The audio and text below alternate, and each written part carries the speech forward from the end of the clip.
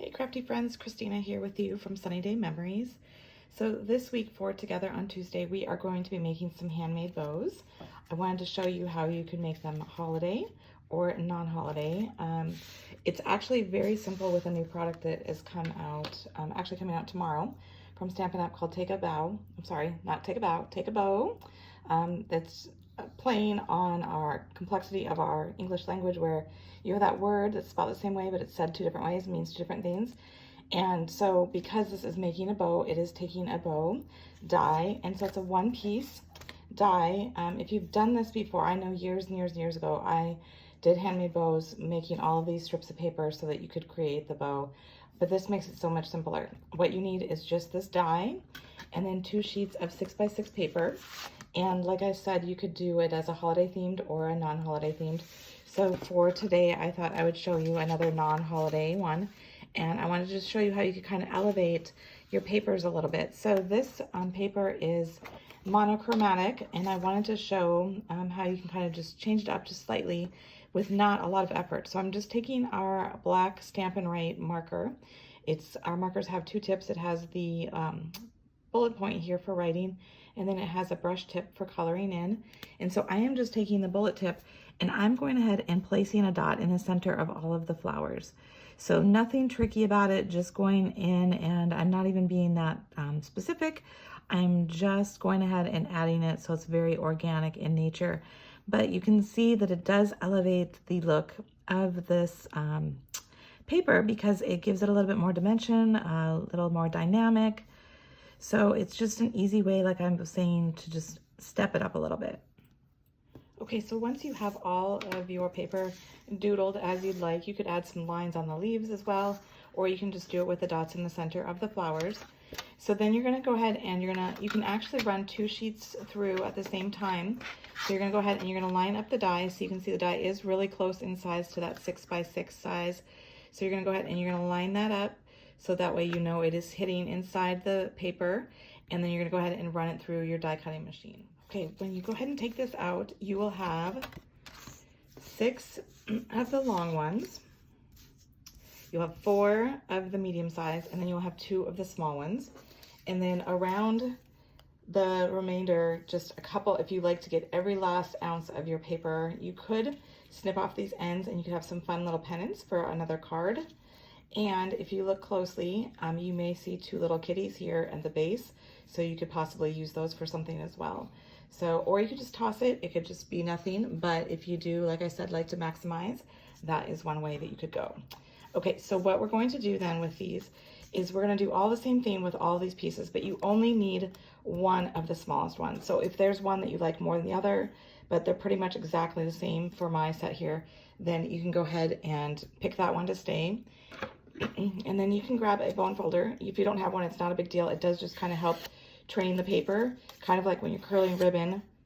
I go ahead and run that along there, so that way the ends are going to be easier to come together, because we are going to actually be gluing the ends kind of in like that ribbon formation. I'm sure it has a more proper name, but for lack of coming up with that right now, that's kind of what we're doing here, is we're going to bring these ends together and we're going to have that formation. So the pattern that you want to be the focal point is the one that is coming out. You're gonna, and I didn't mention that in the beginning, but you would really want to have a double-sided pattern paper for this. Cardstock will work as well. It's just kind of fun to be able to have the 2 patterns show. And so I'm gonna be using our tear and tape. You could use glue dots, or you could use liquid glue, whatever works for you, whatever you're comfortable with. I just like the tear and tape. I like that it's thinner. I like that it's an immediate hold. So that's what I've chosen to use. So I put a piece on there on the end, and then like I was showing you, you're gonna go ahead and you're going to bring those ends up so they meet, creating kind of that ribbon shape. And this is the pattern that I want to be the main focus of my bow. And so I've got 1 petal done, if you wanna call it a petal.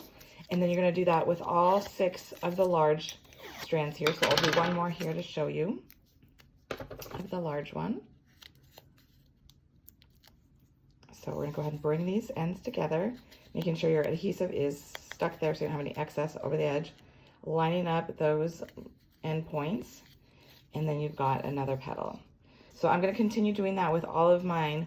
So even the middle ones, middle size, you're gonna do the same thing, bringing that those ends together, and it's just gonna be a little bit smaller petal. So then you should have 6 of the large petal, 4 of the medium-sized petal, and then for this last one, we're not going to actually do it in kind of a petal formation like that. We are going to actually circle it around onto itself. That's going to be that center knot of your bow.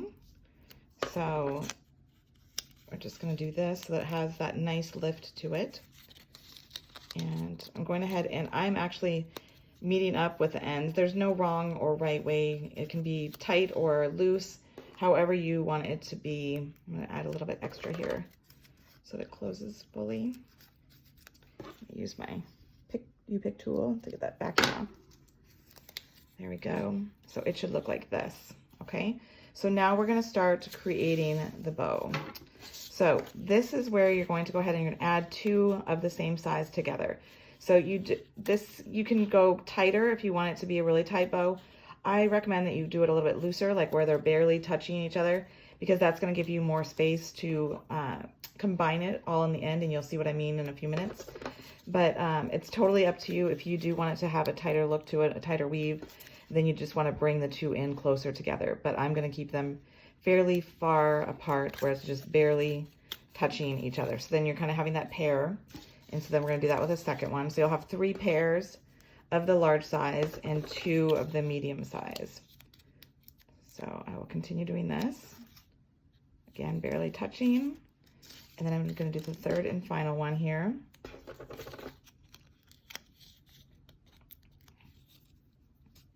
Okay, because now what we're going to do, this is the part that I was talking about that can get kind of tight if they're too close together, is we're going to put all of them together. So you could do it like an X, but you're really going to want to kind of have it a little bit offset because you're going to fit 3 of them in here.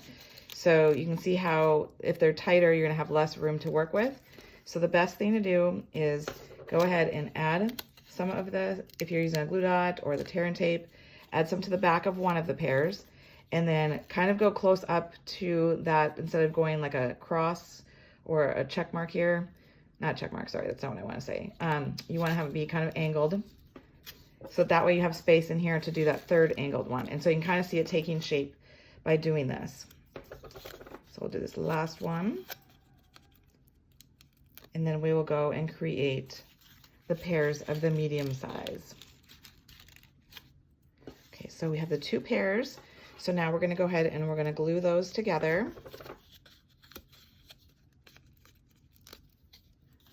And so those 2 go like that.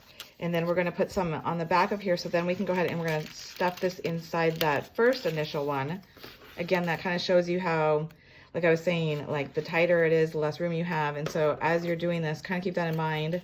That's why I'd say like the first couple times you do this, maybe do it a little bit looser like I was doing mine, where it's kind of just barely touching when you're gluing those pairs together.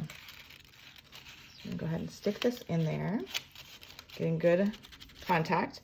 And then your final piece will be that smallest one that we wrapped around itself to create the knot for the center of the bow.